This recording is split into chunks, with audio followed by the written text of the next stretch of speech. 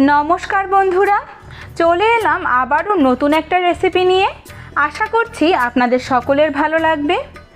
আজ আমি আপনাদের সাথে শেয়ার করব গিলে মেটে কষা রেসিপি, অথবা চিকেন লটপটিও বলতে পারেন।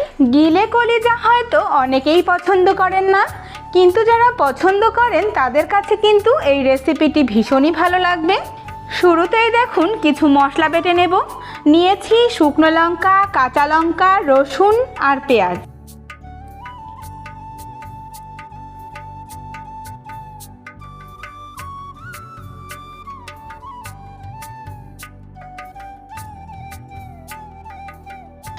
এখানে দেখুন কিছু গিলা আর কলিজা ভালোভাবে ধুয়ে পরিষ্কার করে নিয়েছি।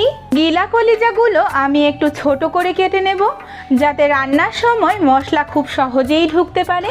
এবারে একটা প্যান গরম করে তাতে পরিমাণ মতো সর্ষের তেল দিয়েছি। তেল গরম হয়ে গেলে সামান্য পরিমাণে হলুদ দিয়ে দেব, যাতে রান্নায় কালারটা খুব সুন্দর আসে। আগে থেকেই ডুমো ডুমো করে কেটে রাখা আলুগুলো এবারে ভেজে নেব।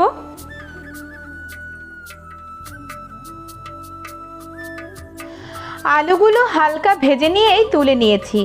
এবারে একই তেলে ফোড়নে দিয়েছি তেজপাতা, দারচিনি, এলাচ, লবঙ্গ আর গোটা জিরে।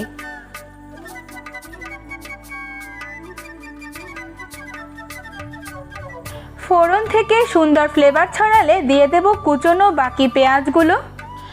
আর পেঁয়াজ যাতে তাড়াতাড়ি নরম হয়ে যায় তাই দিয়ে দেব স্বাদমতো নুন।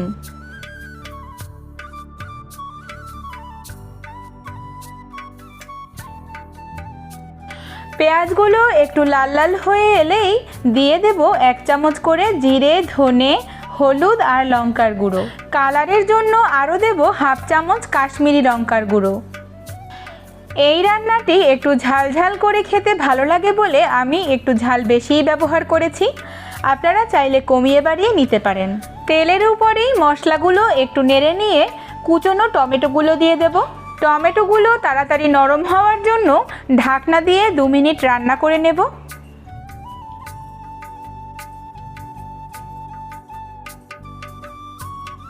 দু মিনিট পরে দেখুন টমেটোগুলো একদম গলে গেছে। এবারে দিয়ে দেব 2 চামচ আদা বাটা আর মিক্সচার গ্রাইন্ডারে বেটে রাখা মশলাগুলো। একবার নেড়ে মিশিয়ে নিয়ে এভাবে ঢেকে ঢেকেই কষিয়ে নেব।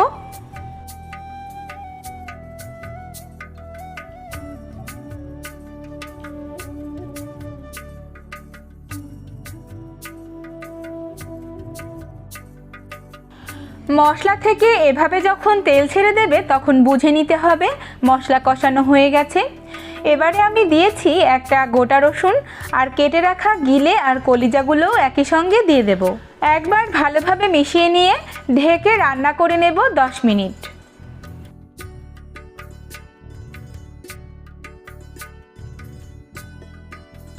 দশ মিনিট পরে ঢাকনা তুলে দেখছি অনেকটাই জল বেরিয়েছে। একবার নেড়ে দিয়ে ভেজে রাখা আলুগুলো দিয়ে দেব আর ভালোভাবে কষিয়ে নেব।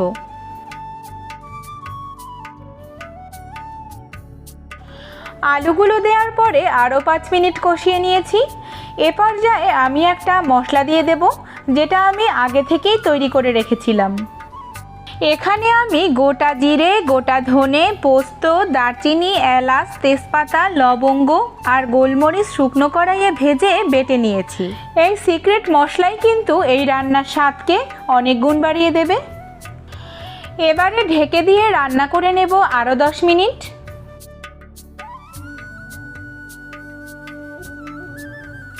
দশ মিনিট পরে দেখুন মশলা থেকে তেলটা আলাদা হয়ে গেছে। আরও 2 মিনিট নেড়েচেড়ে কষিয়ে নিয়ে আমি পরিমাণ মতো জল দিয়ে দেব। তবে অবশ্যই গরম জল ব্যবহার করবেন। ঠান্ডা জল ব্যবহার করলে কিন্তু রান্নার স্বাদ অনেকটাই কমে যায়।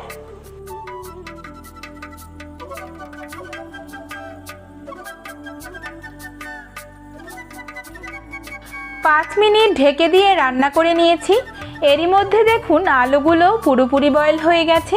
সবশেষে কিছু কুচনো ধনেপাতা দিয়ে 2 মিনিট নেড়েচেড়ে ফুটিয়ে নেব আর গ্যাসের ফ্লেমটা বন্ধ করে দেব।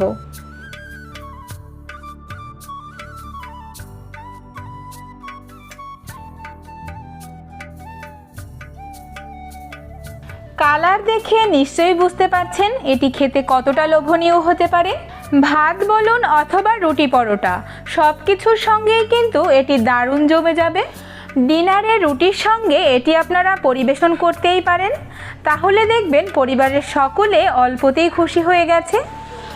আজকের এই রেসিপি আপনাদের কেমন লাগলো অবশ্যই কমেন্ট করে জানাবেন, আর পাশে থাকা বেল আইকনটি ক্লিক করে দেওয়ার অনুরোধ রইল। সকলের সুস্থতা কামনা করে এখানেই শেষ করছি।